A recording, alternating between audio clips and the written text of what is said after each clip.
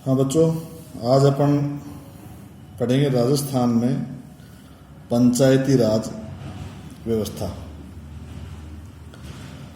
पंचायती राज व्यवस्था को पढ़ने से पहले हमें कुछ इनके बेसिक्स हैं उन पे थोड़ा ध्यान देना पड़ेगा कि पंचायती राज में ऐसी क्या व्यवस्था है जिससे ये इतनी ज़्यादा चर्चित रही, इतनी ज़्यादा प्रचलन में आई। तो उसके लिए पहले हम एक शब्द विकेंद्रीकरण या उसको लोकतंत्र भी बोलते हैं साथ में। पहला पॉइंट है विकेंद्रीकरण तथा लोकतंत्र से हमारा क्या तात्पर्य है। तो विकेंद्रीकरण किसे कहेंगे? विकेंद्रीकरण शब्द का अर्थ है कि किसी भी केंद्रीयभूत शक्ति को कई भागों में बांट देना या उसे एक स्थान पर न रहने देना। इसका मतलब ये हुआ कि सत्ता का केंद्रीकरण न होने देना, सत्ता को लोगों में, समाज के विभिन्न लोगों में बांट देना। लोकतांत्रिक शासन प्रणाली में विकेंद्रीकरण के बिना प्रजातंत्र का पनपना अत्यधिक कठिन कार्य है, क्योंकि सत्ता यदि किसी सीमित ग्रुप के हाथ में रहेगी तो वह जन कल्याण का भला नहीं कर पाएगी। जितना जन कल्याण में सत्ता को विकेंद्रित कर किया जाएगा उससे हम जितना विकास कर सकते हैं वो ज़्यादा होगा। मैं इस संदर्भ में आगे जो सेकंड पॉइंट है उस पर डिस्कशन करना चाहूँगा। भारत में लोकतांत्रिक विकेंद्रीकरण का आरंभ। हमारा देश जब स्वतंत्र हुआ 1947 में, जब हमें आज़ादी मिली थी, उस समय हमारे देश में केंद्रीयकरण की शासन व्यवस्था प्रचलन में थी। यानी जब हम पराधीन थे, स्वतंत्र नहीं थे, तो हमारे देश पे किसी एक केंद्रीकृत सत्ता का अधिकार था। स्वतंत्रता प्राप्ति के बाद जैसे हमारा देश स्वतंत्र हुआ, हमने उस केंद्रीकृत शासन व्यवस्था को खत्म करके प्रजातांत्रिक शासन व्यवस्था को स्थापित किया था। स्वतंत्रता प्राप्ति के साथ ही हमने एक तंत्रीय व्यवस्था को समाप्त करके संपूर्ण देश में विकेंद्रित शासन व्यवस्था को अपनाया था, जिसमें संसद, राज्य विधानसभाओं में देश के सभी भागों से चुने हुए व्यक्ति चुने जाते थे तथा सभी क्षेत्रों से ये व्यक्ति प्रतिनिधित्व करते थे। ऐसा नहीं है कि कोई एक ग्रुप ही शासन व्यवस्था में रहेगा। समाज के विभिन्न ग्रुप्स, विभिन्न जातियां, सब का समाहित इस व्यवस्था में किया गया था। संविधान में देश को एक कल्याणकारी राज्य बनाने हेतु पंचायतों को महत्वपूर्ण स्थान दिया गया था। तो जैसा कि अभी अपन ने बात की कि आज़ादी से पहले हम केंद्रीकृत की बजाय एकीकृत व्यवस्था में जीवन यापन कर रहे थे, जबकि आज़ादी के बाद हमने विकेंद्रीकरण तथा लोकतंत्र का सहारा लिया और देश को आगे बढ़ाने का जिम्मा आगे बढ़ाने का कार्य हमने प्रारंभ किया। नेक्स्ट है पंचायती राज के संबंध में बलवंत राय मेहता समिति। ये एक बहुत इम्पोर्टेंट समिति का गठन किया गया था, जिसने पंचायती राज व्यवस्था में मूलभूत रूप से परिवर्तन किए थे। श्री बलवंत राय मेहता की अध्यक्षता में योजना परियोजनाओं की समिति के अध्ययन दल ने 1957 में अपनी रिपोर्ट में स्वशासन के 3 स्तरों पर पंचायती राज संस्थाओं की स्थापना की सिफारिश की थी। इस समिति ने राजनीतिक और प्रशासकीय शक्तियों के लोकतांत्रिक विकेंद्रीकरण का विचार भी दिया था। इस समिति की सिफारिशों को ध्यान में रखते हुए सबसे पहले राजस्थान और आंध्र प्रदेश में 1959 में पंचायती राज प्रणाली की शुरुआत की गई थी। हम सौभाग्यशाली हैं राजस्थान में कि प्रारंभ इन पंचायती राज संस्थाओं की शुरुआत हमारे राजस्थान में की गई थी और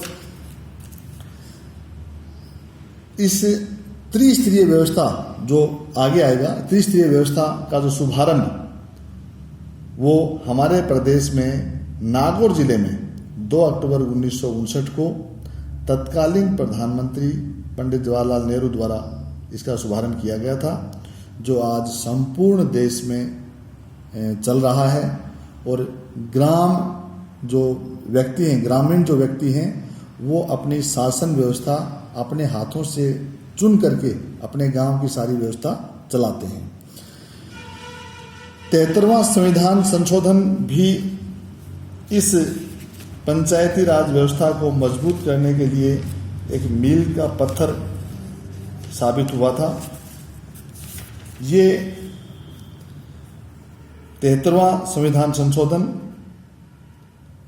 संसद में 1993 में पारित किया गया और इसमें पंचायती राज संस्थाओं के संबंध में अनेक प्रकार के नीति नियामक विकसित किए गए, जिससे कि ग्राम पंचायतों या ग्रामीण या पंचायती राज संस्थाओं को अधिक मजबूत किया जा सकता हो।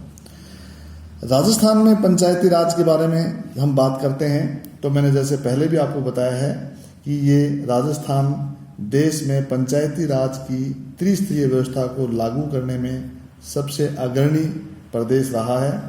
देश में पंचायती राज व्यवस्था का प्रारंभ नागौर जिले में 2 अक्टूबर 1959 को देश के तत्कालीन प्रधानमंत्री ने किया था।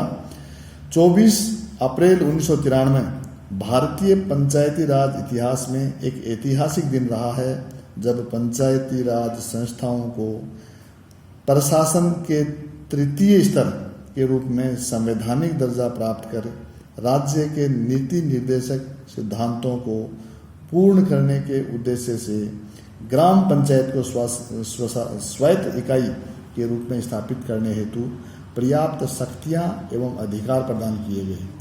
संविधान के अनुच्छेद 243 जी में पंचायतों की शक्तियां, अधिकार और जिम्मेदारियों के महत्वपूर्ण मुद्दे समाहित हैं।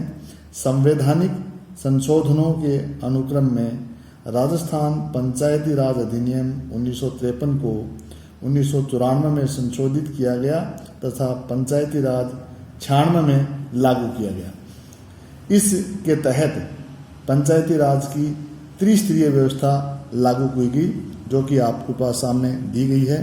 पहली व्यवस्था है ग्राम पंचायत। यह व्यवस्था ग्राम पंचायत स्तर पर निर्वाचित निकाय और लोकतंत्र की बुनियादी इकाई है, जो विशिष्ट उत्तरदायित्वों के साथ स्थानीय सरकार है। ग्राम सभा ग्राम के संपूर्ण नागरिकों की एक सामान्य सभा होती है। दूसरा स्तर है पंचायत समिति स्तर पे। पंचायत समिति स्तर पे एक स्थानीय निकाय है। यह है ग्राम पंचायत एवं जिला परिषद के बीच की कड़ी मानी जाती है। तीसरी है जिला परिषद। जिला परिषद ग्रामीण आबादी के लिए आवश्यक सेवाएं एवं सुविधाएं प्रदान करने के लिए जिला स्तर पर एक स्थानीय निकाय है, जो कि ग्रामीण शासन तंत्र को चलाने के लिए सहयोग प्रदान करने के लिए स्थापित की गई है। ये जो पंचायती राज विभाग है या संस्थाएं हैं, ये मूल रूप से क्या काम करते हैं उसका मैं थोड़ा सा आपके सामने डिटेल में व्याख्या कर देता हूँ। ये पंचायती राज संस्थाओं में 73वें संविधान संशोधन की मूल भावना के अनुरूप विकेंद्रीकरण की व्यवस्था को सुनिश्चित करना इसका काम है। पीईएसए नियमों को प्रभावी क्रियान्वयन करने का भी इसकी जिम्मेदारी है। पंचायती राज संस्थाओं में कार्मिकों की भर्ती, सभी प्रशासनिक एवं संस्थापन कार्य करने की जिम्मेदारी भी इनकी है। पंचायती राज संस्थाओं में संगठन क्षमता का निर्माण करना, निर्वाचित प्रतिनिधियों की पेशेवर क्षमता का निर्माण करना, विशेषतः निर्वाचित महिला जनप्रतिनिधियों एवं कार्मिकों की संगठनात्मक क्षमता का संवर्धन करना, ताकि वे अपनी भूमिका को प्रभावी रूप से निर्वहन कर सकें। ये सब जिम्मेदारियां ग्राम पंचायत या पंचायती राज व्यवस्था के अंतर्गत की जाती हैं।